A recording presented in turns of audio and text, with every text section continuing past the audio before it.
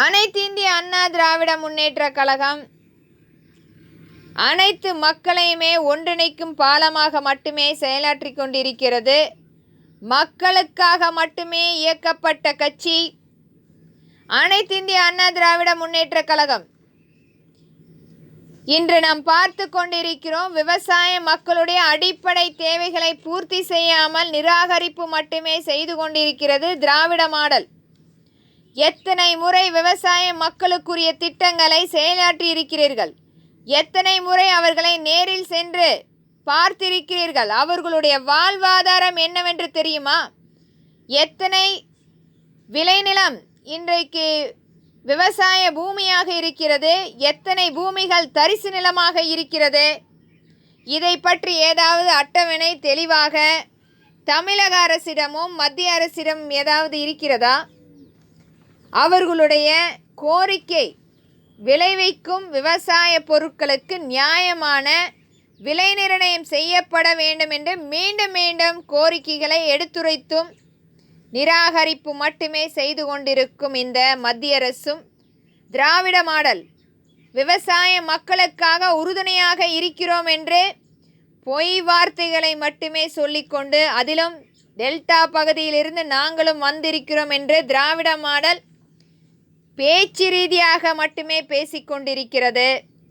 விவசாய மக்களுடைய கடினமான அவர்களுடைய சூழ்நிலை இன்றைக்கு தெரியாத திராவிட மாடல்.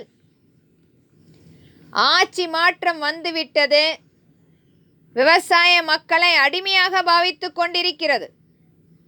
அவர்கள் கேட்பது இலவச மின்சாரம், அடிப்படையான அவர்களுடைய நிலத்தின் பாதுகாப்பு, காப்பீடு. விளைவிக்கும் அந்த விவசாய எந்த சூழ்நிலையிலும் அவர்களுக்கு ஒரு காப்பீடு திட்டம் வேண்டும். அவர்களுடைய வாழ்வாதாரம் மேலோங்க சில கோரிக்கைகளை கொண்டு வந்து கொடுத்தாலும் அதை நிராகரித்து கொண்டிருக்கிறது. விவசாய மக்களுக்குரிய விளைவிக்கும் பொருளை நேரடியாக அங்காடியாக அரசு முன்வந்து அரசு அங்காடி விவசாய அங்காடியாக இலவசமாக கொடுக்கப்பட வேண்டும். தண்ணீர் தட்டுப்பாட்டால் இன்றைக்கும் விவசாயம் செய்ய முடியாமல்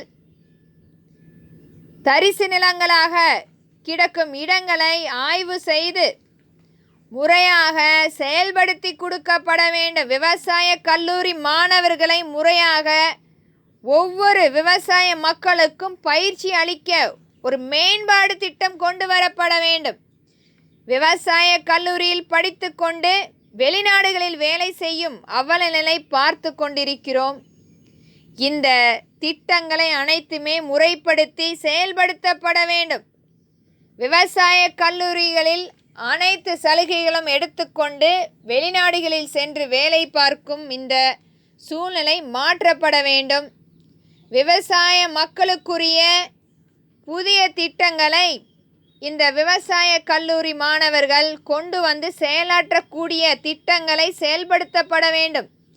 எத்தனை முறை இதற்குரிய திட்டங்களை ஆய்வு செய்து செயல்படுத்தி இருக்கிறீர்கள்? இன்றைக்கு திராவிட மாடல் என்று சொல்லிக்கொண்டு பொய் வார்த்தைகளை மட்டுமே மீண்டும் மீண்டும் செயலாற்றி கொண்டிருக்கிறார்கள். ஒரு பக்கம் விவசாய மக்களுக்குரிய விதை நெல்லை அவர்கள் வைத்து கொள்வதற்கு உரிமமில்லை என்று சொல்லும் மத்திய அரசு, இதற்கு கைக்கூலியாக வேலை செய்யும் திராவிட மாடல்.